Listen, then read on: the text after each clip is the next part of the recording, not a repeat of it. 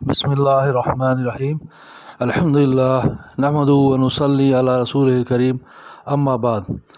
अस्सलामु अलैकुम व रहमतुल्लाह। मुहतरम बुजुर्गों, दोस्तों, अज़ीज़ साथियों, कैसे हैं? अल्लाह ताला से दुआ है कि अल्लाह ताला आप सबों को, हम सबों को हर तरह की नागवारियों से महफूज फरमाए। आमीन या रब्बल आलमीन। आइए बुजुर्गों, दोस्तों, अज़ीज़ साथियों, इकराम मुस्लिम मुसलमानों के हुकूक़ से मुतालिक अहादीस का मुताला करें, दरूद शरीफ पढ़ लें। अल्लाहुम्मा सल्ली अला मुहम्मद व अला आलि मुहम्मद व बारिक वसल्लिम। हदीस नंबर 150।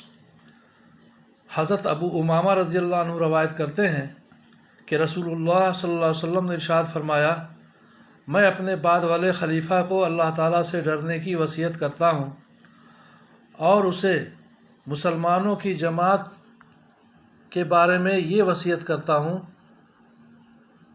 कि वो मुसलमानों के बड़ों की ताज़ीम करे, उनके छोटों पर रहम करे, उनके उलमा की इज़्ज़त करे, उनको ऐसा ना मारे कि उनको ज़लील कर दे, उनको ऐसा ना डराए कि उनको काफिर बना दे, उनको खस्सी ना करे कि उनकी नस्ल को ख़त्म कर दे, और अपना दरवाज़ा उनकी फरियाद के लिए बंद ना करे कि उसकी वजह से कवी लोग कमज़ोरों को खा जाएं, यानी जुल्म आम हो जाए।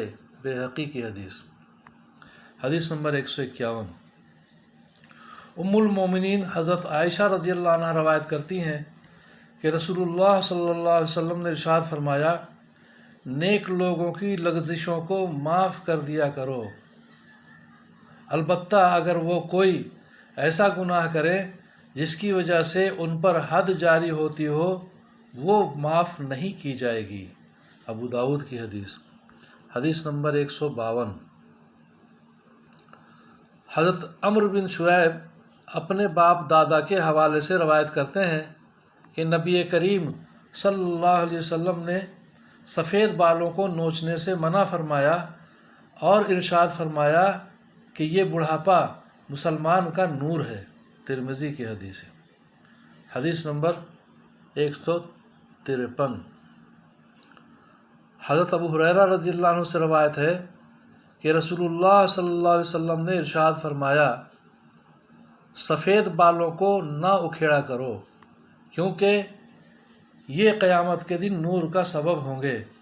जो शख्स हालत इस्लाम में बूढ़ा होता है, यानी जब किसी मुसलमान का एक बाल सफ़ेद होता है, तो उसकी वजह से उसके लिए एक नेकी लिख दी जाती है, एक गुनाह माफ़ कर दिया जाता है और एक दर्जा बुलंद कर दिया जाता है। इब्न हिब्बान की हदीस। हदीस नंबर 154।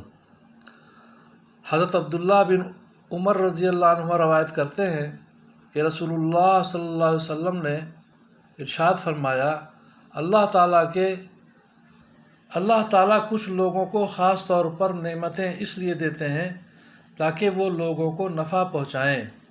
जब तक वो लोगों को नफ़ा पहुँचाते रहते हैं, अल्लाह ताला उनको उन नेमतों में ही रखते हैं, और जब वो ऐसा करना छोड़ देते हैं तो अल्लाह ताला उनसे नेमतें लेकर दूसरों को दे देते हैं। तबरानी हुलियतुल औलिया जामे सग़ीर। हदीस नंबर 155। हज़रत अबू ज़र रज़ियल्लाहु अन्हु रवायत करते हैं कि रसूलुल्लाह सल्लल्लाहु अलैहि वसल्लम ने इरशाद फरमाया, तुम्हारा अपने मुसलमान भाई के लिए मुस्कुराना सदका है, तुम्हारा किसी को नेकी का हुक्म करना और बुराई से रोकना सदका है, किसी भूले हुए को रास्ता बताना सदका है, कमज़ोर निगाह वाले को रास्ता दिखाना सदका है, पत्थर, कांटा, हड्डी वगैरह को रास्ते से हटा देना सदका है, और तुम्हारा अपने डोल से अपने भाई के डोल में पानी डाल देना सदका है। तिरमिज़ी। हदीस नंबर 156।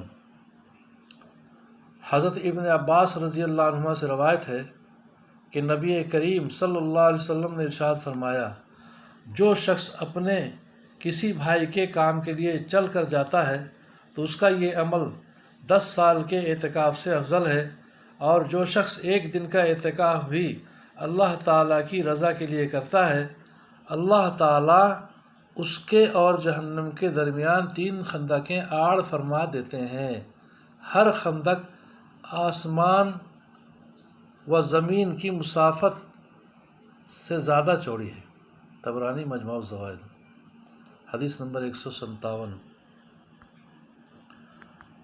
حضرت جابر بن عبداللہ رضی اللہ عنہ اور حضرت ابو طلحہ بن سہل انصاری رضی اللہ عنہ روایت کرتے ہیں کہ رسول اللہ صلی اللہ علیہ وسلم نے ارشاد فرمایا، جو شخص کسی مسلمان کی مدد سے ایسے موقع پر ہاتھ کھینچ لیتا ہے جب کہ اس کی عزت پر حملہ کیا جا رہا ہو اور اس کی آبرو کو نقصان پہنچایا جا رہا ہو، تو اللہ تعالیٰ اس کو ایسے موقع پر اپنی مدد سے محروم رکھیں گے جب وہ اللہ تعالیٰ کی مدد کا خواہش مند اور طلبگار ہوگا۔